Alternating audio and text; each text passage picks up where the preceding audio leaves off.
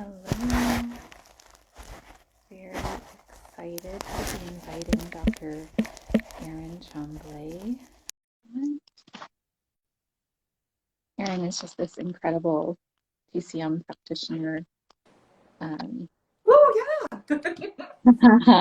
Hello. Hi. Hello. How are you? I'm good. How are you?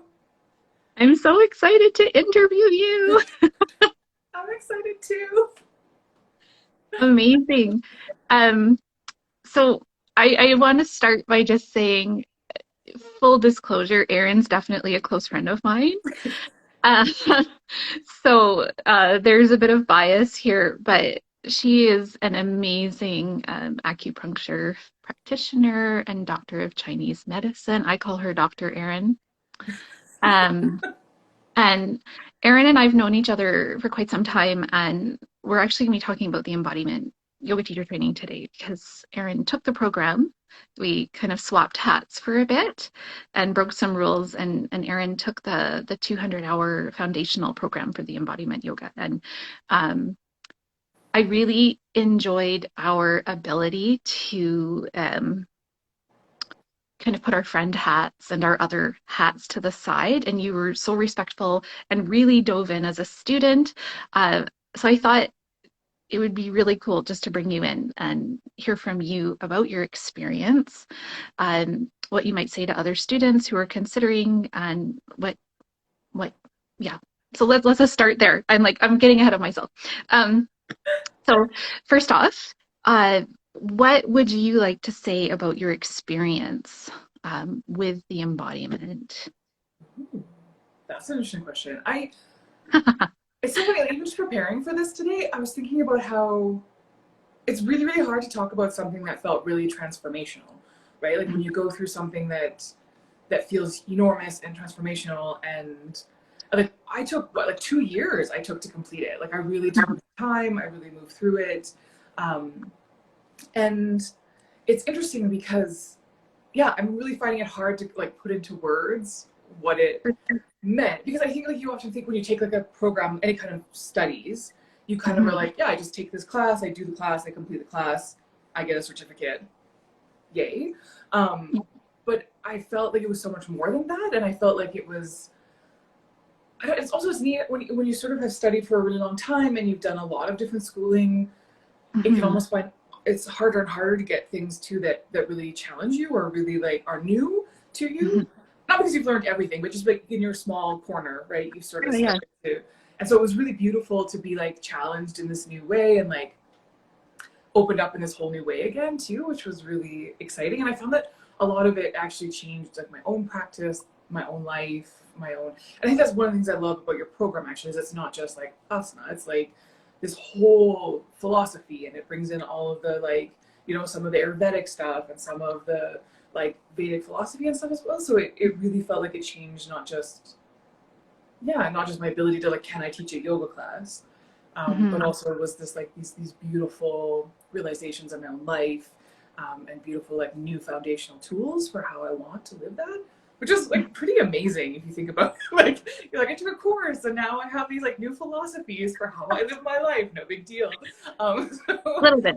A little bit. yeah, so I felt like it was Amazing. really beautiful. Yeah, like the whole Mhm. experience just felt really not unchallenging. Like, there's certainly moments that were very hard, but it Mhm. was yeah, it was beautiful, and it was beautiful to like go on this whole journey of like connecting to my own body, because I Mhm. think that we are so told not to, right? We're so told over and over and over again, like stay out Yes. of that. It's very dangerous. It's dirty. That's not how Yes. you get Yes. better. Unless you're punishing it to make it look better. Other than that, don't be going into it. So I felt for me like it was really revolutionary to Mhm. to get to be with my own body and to really fall in I love think with that's it, so key. Yeah. I think that's really key. Like I think um when we experience yoga, there's a lot of misconceptions and ideas that are perpetrated in media that say you have to look a certain way, you have to have a certain level of mobility or capability, and and then the people that really really would love to have these experiences that are so deserving of reclaiming their body and having connection and finding joy in movement and breath and ease and all these wonderful things, Yeah. or kind of distanced from it because that message can be so off-putting. Absolutely. Um, and I think, you know, as you were talking, I was like, wow, yeah, this is a really harsh question I'm throwing you in. And I'm like, yeah, okay, so you did this, you know, and I think that's, you know, with the program, because of the way that I facilitate and my own belief system, you know, you did take 2 years. And I have people that sometimes complete in 6 months. So I think just reflecting in that question and how much dedication you put into your own journey and what you get out of it. And I was just remembering some of your moments. Like, I remember at one of the retreat sessions that we did when you went into Headstand and Oh yeah. just, right? Yeah. Um, yeah, like, you know, the embodiment piece is about coming into to gentleness and ease, but then it also opens us up over time into these things that we didn't think were possible. And I Absolutely. think that that transfers beyond the practice. You know, it transfers into, like you were saying, your private life. It transfers into um, your professional life, because I know just some of the ways that you are as a person and how you integrate that with your clients too. Mhm. I have no doubts. Um, and I'm remembering too, like when we were going through a lot of more of the foundational content of finding ease and dropping in and inviting comfort. Um, what I loved about having you in the room is when I say, give yourself permission. And if this pose isn't landing with you right now, if, you know, if you're really, or the opposite, like you are really, really enjoying this posture right now, you know, then stay. And you would be like, yeah, I'm staying. And I remember just smiling so much because it does take a while to be like, is this lady serious? Like she actually means I can like stay in this pose? But what if I'm staying in this pose the entire time? I'm like, no, that's actually okay. If your body is saying yes, so much about the practice is understanding those messages like my this is a yes moment, my body wants to stay here, or this is a no moment, my body doesn't want to do this, I'm not going to do this. And that's such a triumph, like that's part of that social conditioning too, right? Like the repatterning. And Absolutely. loved I loved how I'd be teaching and I'd say these things and I was like, oh, she gets it. Like I'm not just flippantly being like, oh, if you want to stay, stay. If you want to move, move, but really do what I say. Yeah, Like you totally. got it. I will Yeah, actually judge you though if you do. Yeah. Absolutely. yeah, no, and it was amazing. And I remember there were a few practices where I taught and you stayed in one pose the entire time. And I was like, yes, woman. Like I was Absolutely. so proud of you. I was like, yes, it's amazing. Can you tell me something about that? Like What I thought was how, actually interesting is the ripple that would cause. So like when yes. one person like actually took permission to like do what they wanted to do, how that would sort of ripple through everybody else in the class too. And it was sort of like, Mm-hmm. oh wait, I do actually have permission to do this. And so it was Mm-hmm. really beautiful to see that. Or even if I would tell a story of like when I said no to something, or when I like told someone that something was unacceptable, and it would literally be this moment where everyone would be like, we're allowed to do that? I'm like, yes, you know, or people would then share their moments that they did that. So I think it's not only revolutionary for ourselves, because I actually think that like through going through your program, Mm-hmm. like I actually fell more in love with my own body, which is saying something, because I've been part of like body positivity Mm-hmm. since as far as I can remember. You know, like in high school, I was introduced to that, and it became a huge thing in my life. Like people Mm-hmm. who know me in real life know that that's like a huge part of my life. But doing the embodiment yoga stuff like actually made me fall in love more with my own body. And so it Mm-hmm. was this like beautiful permission to be myself and to Mm-hmm. actually like fall in love with what is and what I have. But then Yes. it's really beautiful to see how that ripples out to other people, and like how Mm-hmm. when you take permission to do what you want and what you need, like other people then feel free to do that in your presence. And like Mm-hmm. how amazing is that? You know, and like I find that that ripples out even in like my everyday life. Like I Mm-hmm. moved houses and I actually took the time to decorate it the way that I wanted to.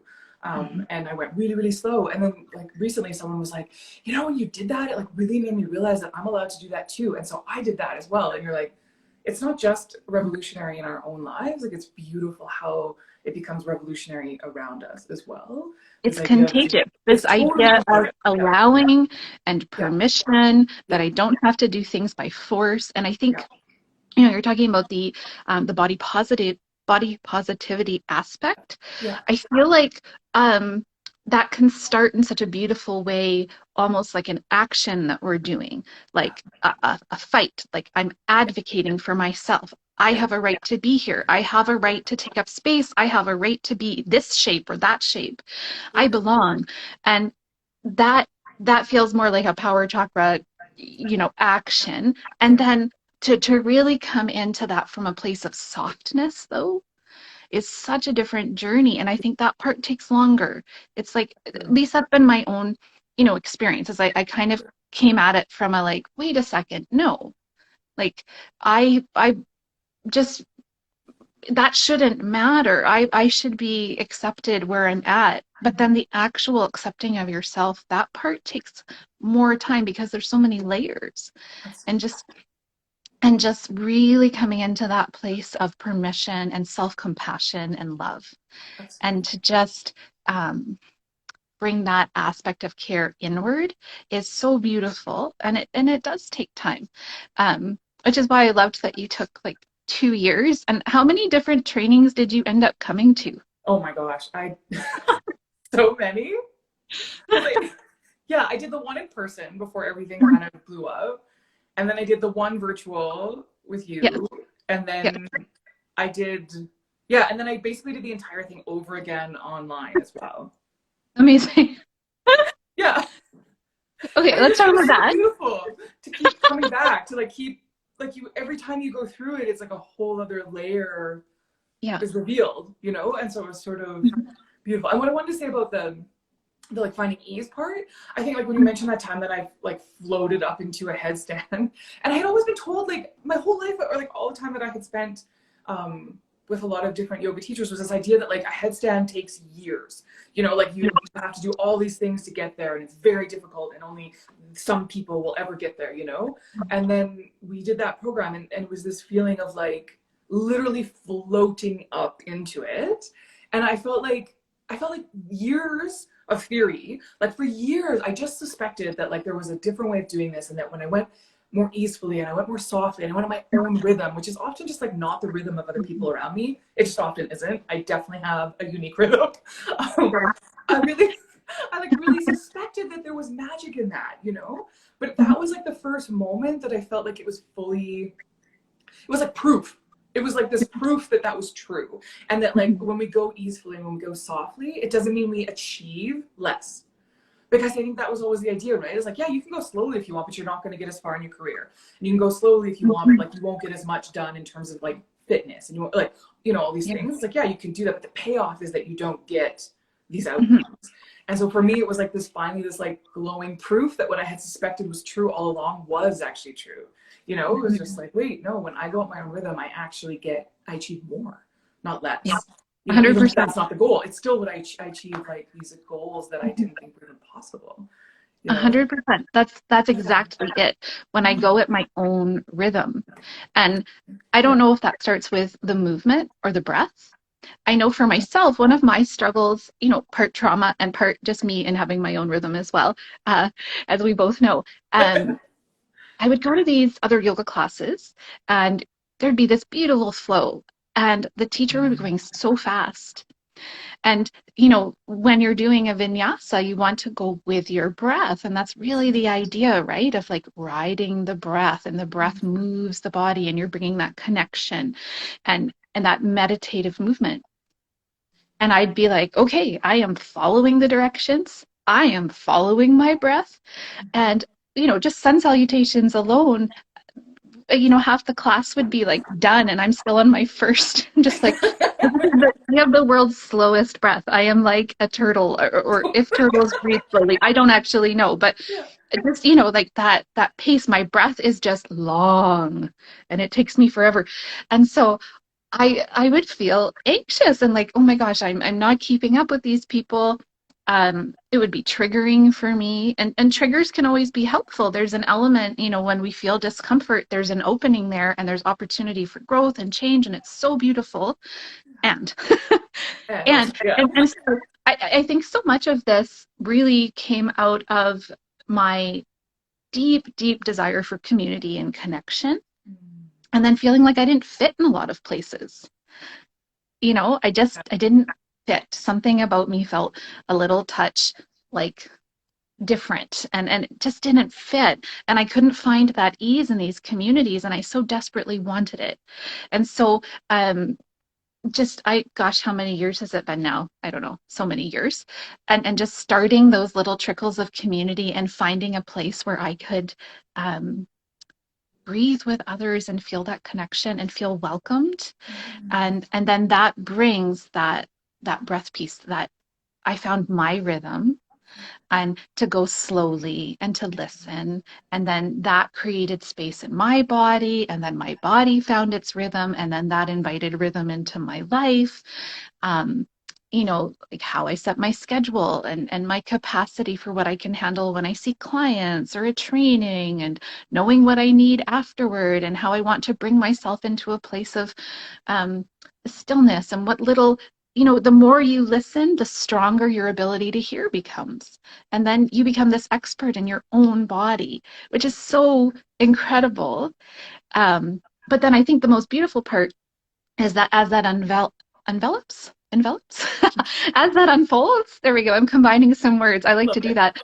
Uh, you follow me. We're good. Love Um, it. yeah, right. As I do that, what I've just found so incredible over the years is just the number of people that have shown up and said, like, oh, yes, me too. I also would like to. I can slow down. Are you kidding me? Yeah, just the beauty in that. Yeah, Um, but I do remember watching you do that headstand, and it was amazing. You were it was such a pretty badass. amazing. It was pretty amazing. It was because it was your expression of tapping into the ease, that Absolutely. flow that was already there. It Yeah. wasn't you kicking up at the wall and fighting. Mm-hmm. You had done the work during those other moments. Hi, Rachel. You had done that work in those other moments where when you were dropping in, you you said, "No, movement doesn't feel right for me now. I'm going to stay." And no, being still right now doesn't feel good for me right now. I am going to move. I'm going to do that option. I am going to honor my body. And then I think that led to that moment that was so beautiful where I watched you and you just leaned in and you breathed and you listened and your body said yes. That's the Absolutely. big, your Yeah. body was like, And it's yes. that beautiful like starting the boundary work with yourself, right? Mhm, Like we talk all this time about doing boundary work all the time, but mhm, like for me, it really needed to start with myself instead of crossing my own boundaries all of the time. What did it look like to like actually listen to my body and trust it, mhm. and then create the safety to try something that's difficult, right? And like Yeah. I didn't push, I didn't hurt myself at all. I Mhm, didn't, because there was already that like boundary work with myself and mhm. trust work with myself that meant I could Yeah. try something much more difficult and not put myself at Mhm. risk because I was already listening. So it's, I don't know, Yeah. it's really revolutionary, really, to be in that It's way. amazing. And do you think, like, because I do talk about trauma in the program, and I call it trauma informed, trauma aware, lack of better words, really. Yeah. But do you find, this is just me going off topic, but not, I feel like often what happens when we talk about trauma is we try to avoid it. Yes. And we try to create these containers where it's like, don't do this, don't do this, don't do this, don't do this, and oh my goodness, don't do that. Yeah. But then aren't we limiting that person's capacity and their ability to change? And are we um, creating this environment where we're not allowing them to have that opportunity to, like you were saying with the headstand, like to go into that place of discomfort? Shouldn't that be their choice also? Like for me, I don't want to be limited by the things that have happened in my past or by my story. I really want to be seen as I am right now in this moment. And I want that autonomy and that choice and that ability to slowly dance between, being in a place where I feel regulated and safe and cozy. And then I want to be encouraged to step outside of that and dance into some discomfort. And Mm-hmm. then I want you to show me how to come back again and show me how to find that place where I feel okay. And learn in my own mind, like on a very deep level, when I feel discomfort, it looks like this. And in my body, these are the breadcrumbs that I use to help bring myself back. Shouldn't that be the focus? Absolutely. Well, I think that that's what's beautiful about the program that you offer is because you not only do you teach that as we're moving through, you actually show it, right? Like that's how we moved through it through the whole program. And I love it too because you haven't just like made something up, right? Like it's not like just you like being like, this is my theory about it. Like you've actually like deeply honored your own lineage, like deeply honored all of the teachings as they've come through, you know, all of this. And you really like all of the Vedic philosophy and all the beautiful things that you bring through, you really are careful to like say where it's all coming from and to honor it deeply, deeply before you move through it. And then you actually show through the whole arch of the course, like you put them on a meta level, you let people experience that, right? Because you start with like finding the resilience, finding comfort in the body, finding that gentle peace, and then slowly move people into that transformational part, dancing kind of in and out as people are able to. So not only are you sort of intellectually showing people like this is the concept and going into a lot of philosophy and a lot of, you know, a lot of the beautiful things that come from all of the yoga lineages, but specifically yours. And like then you're sort of like showing people, right, in their own experience. So not only are they consciously learning about it, they're experiencing it as they move through. Like you've set it up at like this meta level, which I think is why it's so transformational, because you've shown people how to be resilient, how to come back to comfort, how to come to their body, how to listen before you ever touch any of the transformational stuff. And then you show people how to dance in and out themselves. So one, they're doing it more safely for themselves, but then I think that also lends itself for them doing it more safely when they teach as well. That's a huge Yeah. part. Like, Yeah. I think you can only teach what you feel in your own body, you Absolutely. know, and yeah, maybe that's part of it too. You know, I've always hated that saying. I heard this once, and it was business advice that was given to a yoga teacher that Yeah. was retaking her training with me, in fact, actually. And her prior training had told her to fake it until she makes it. And I don't know why, but that particular, I'm sure that maybe in a corporate setting that could be useful. But in the case of yoga, I felt like there is nothing more dishonoring in that moment than to fake it, Yeah. because that means you're disconnecting from your own truth. Yeah. And how can you invite someone into connection if you're disconnected? Yeah. Right? Like we have to teach from our own authenticity, whether that's right now, you know, where am I at in my own nervous system? I have to be honest about that, right? And if I'm anxious, I need to be honest and be with my anxiety, not like drag everyone through my story, but like in that moment, Yeah. just be like, you know, what I'm feeling in my own body is this. Does anyone else resonate with that? And Absolutely. usually, in teaching environments, I always find there's like this incredible thread where you open up, you're honest, and you say the one thing, and like at least half the room is sobbing, and they're like, I feel that too. Thank you for bringing that up, right? And you know, so I think there's nothing more dishonoring to yourself than to try to fake something. Absolutely. I see that as like a disconnect and almost a pathway to inviting dissociation. Yeah. Yeah, Absolutely it is. It 100% is. Yeah. yeah, yeah.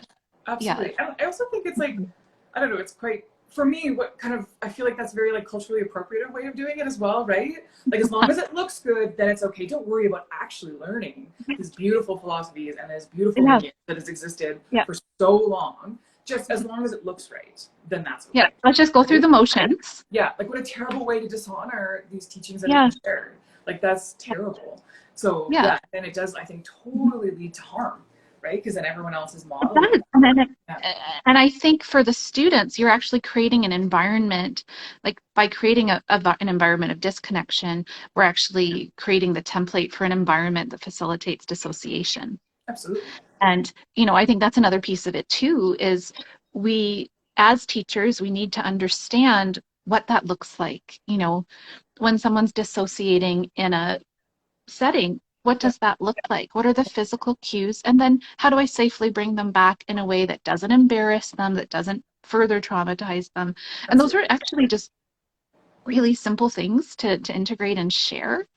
Absolutely. And it doesn't even have to be like a conversation. It's just little things that you touch on. Yeah, Um, like bring your awareness to your feet. Feel the sensation of your feet. If you feel comfortable, take your hands, touch your feet, look at your feet, take a absolutely. breath. And don't imply that someone has to feel anything because sometimes, when we're in those trauma places, we're numb. Like Absolutely. don't further shame, but you know, have more of that like inquisitive tone. Like, do you notice anything? Lovely. If you don't, lovely. Um, but let's just keep exploring. Let's see if we can find one little tiny anchor for you that it doesn't have to feel good, it doesn't have to feel glorious or positive or whatever, but can you find something that's maybe neutral? Can you find something that's maybe like a little bit accessible? You know, like just something that doesn't feel bad, because sometimes that's the place. And these are the realities of how a lot of people are feeling, especially right now. Especially, So, yeah, you yeah. know, and we can't assume that when someone comes into our space that they're okay. Like I remember years ago I had someone call. It was when I had my studio in Ontario, um and I'm not trying to be disparaging at all. They were just very excited. They were a new Yeah. yoga teacher. They were very, very excited, and she kept emphasizing how she was really, really, really good at teaching advanced classes. And I won't go into it too much, but what I was hearing Yeah. was that when she was teaching, she was really enjoying doing her own practice with an audience. And that's what was coming through her with her words. And I found that concerning. And I did address it because I'm not going to let something, I'm just like, so I'm hearing this and I'm curious and I'm wondering if you'd like to consider and have this conversation, you know, Yeah. and we were talking about that because what she kept stressing, like, I'm really good at advanced postures, I'm really good, and I don't like to teach beginning classes, and no, no, no. And I'm like, okay, so what I'm hearing is you really love your own practice and you enjoy the fun of that, this experience with others, and that's so lovely.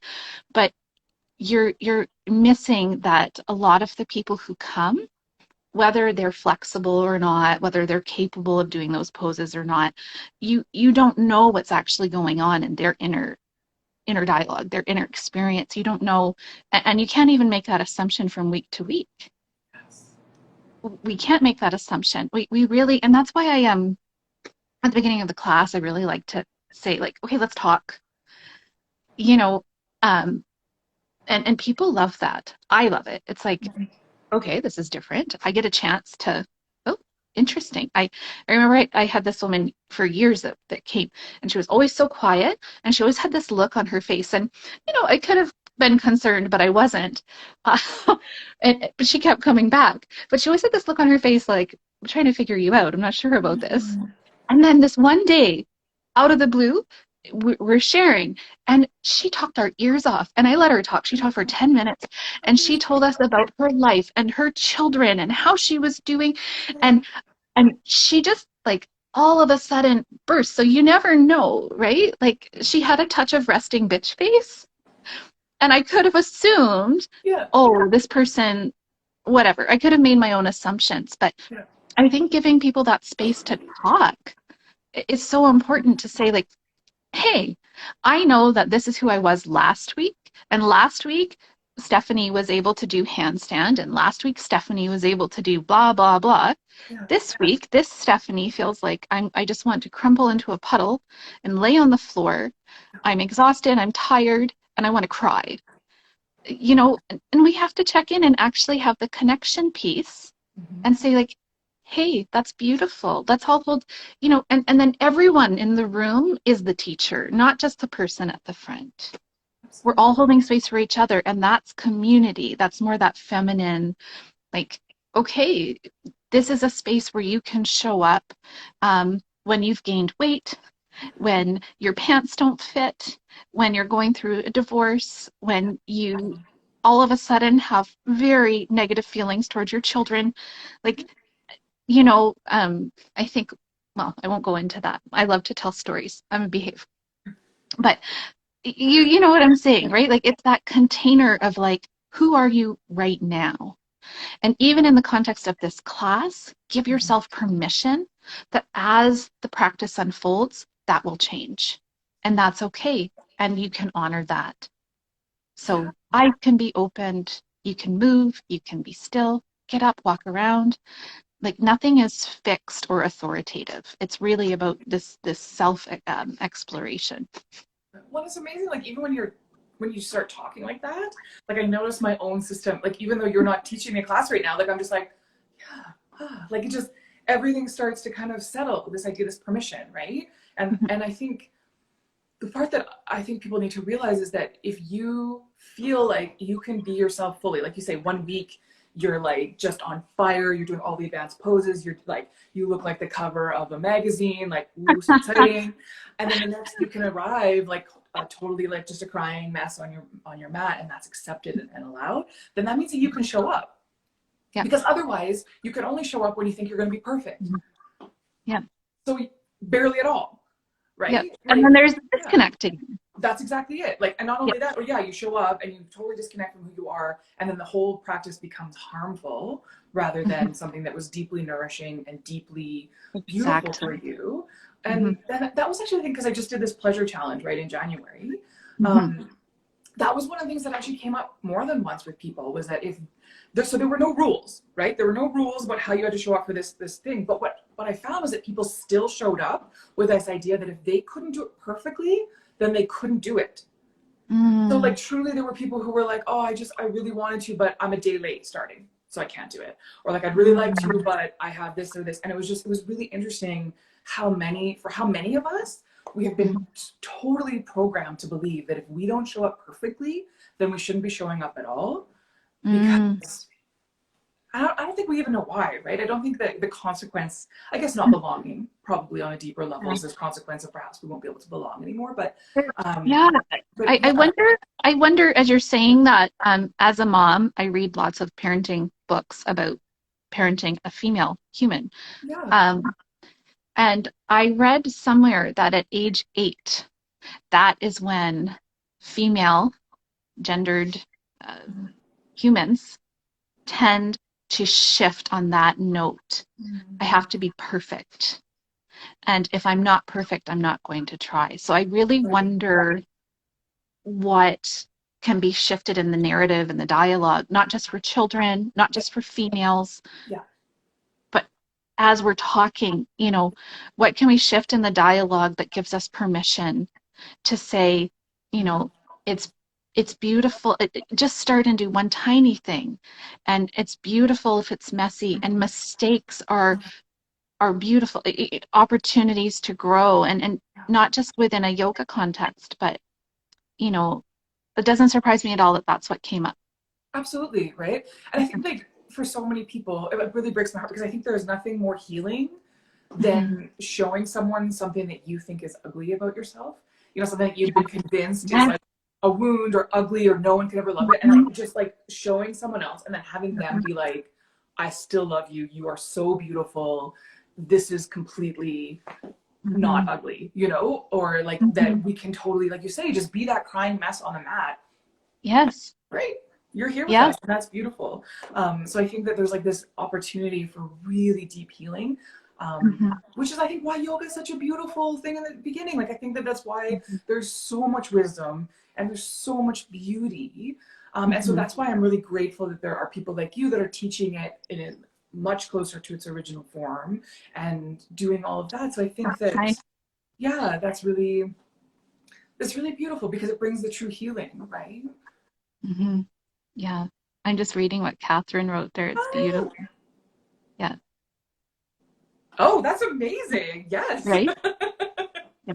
That makes So me so incredible. happy. Totally eye-opening. Yeah. Oh, so wonderful. You do amazing work, Erin. Oh, thank you. It was fun. But that is, it's that aspect of giving permission again, isn't it? Yes, absolutely. Yeah, Allowing pleasure. that's it. And It's just permission. Yeah, yeah. absolutely. Mhm. And it was fun to do a challenge that gave permission to for people to do it the way that they wanted to. Mhm. So instead, especially because I was playing with the whole idea of January being like, we must, start the health regiment to become better, perfect people. Mhm. But it's like, what if we just gave ourselves more pleasure, more rest, more of the things we need? What if we just did things at our own rhythm? And it's, yeah. And I mean, that you really helped me with that, right? Like, you really helped me to understand how to facilitate that kind of embodiment, right? Like, that's That's what it is, right? There's so many facets of it. yeah. Um, oh gosh, yeah, and something else you were saying too, but it's gone out of my head now, and that's okay. Um, yeah, is there anything else that you want to share, like any insights or things that you might? That's an interesting question. I think, yeah, I still feel like it's so difficult to really put into words, like just how magical I found going through that whole training. Um, yeah, and like I say that as someone who, as I said, I've already done a lot around, like I'd been practicing yoga for 10 years when I started with Hmm. you.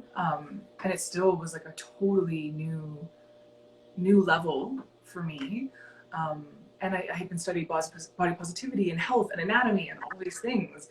And it's still, you just completely like broke it open for me.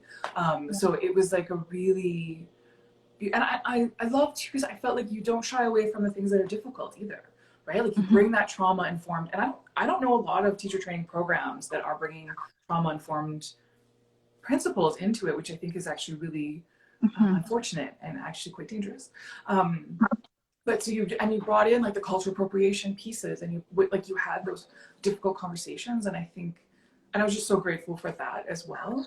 Hmm. But then, yeah, like the level of of going with all of those things and not just learning poses, but Yeah. really making sure that the wisdom of yoga was also there, and Hmm. studying those really beautiful parts Hmm. was really lovely. Yeah, I loved it. I loved it. Hmm. Yeah. Yeah. Um, Thank you for sharing that. That's amazing. Just as you're saying that too, I'm connecting with what you said earlier about like the vulnerability and just allowing our ugly parts to be seen, because I think that's really key. I think that's really key to understanding me and embodiment yoga. I think um, I have really found this to be true, that not only are we selling ourselves short by trying to hide the things that feel unlovable, that feel ugly, Yeah. we're actually missing out on our greatest strength, because the people that I speak best to, the people who I am most equipped to help, are the people who are in an experience that I understand deeply and intimately. Yes. So, really, your struggles, your ugly bits, and the things that you think are unlovable are actually the part of you that you should push forward, because Yeah. that's where your strengths are. Yeah. Um, so for me, like trauma and anxiety, and talking about that and being open about it and sharing my hope and saying, I I understand and I empathize and I walk with that also. And I have hope for you because I've also been on both sides of this coin. And I know the beauty and the relief that is there. I trust my body, and I want to invite you into co-regulation and relationship with me, and invite you into your own body's wisdom, because I know that your body has that same capability to move through these things. And I have hope for you, like, and I think that's really, you know, that's the message that underlies all of it. Like the whole embodiment teaching is just this thread of hope. Yeah. Yeah. Absolutely. Absolutely. Yeah. It's beautiful. So I'm like, the Amazing. I sun love is talking chasing to you. me. Do you see this? I have to keep like moving. The sun is Yes, like I've been watching a few times. it's um, very entertaining.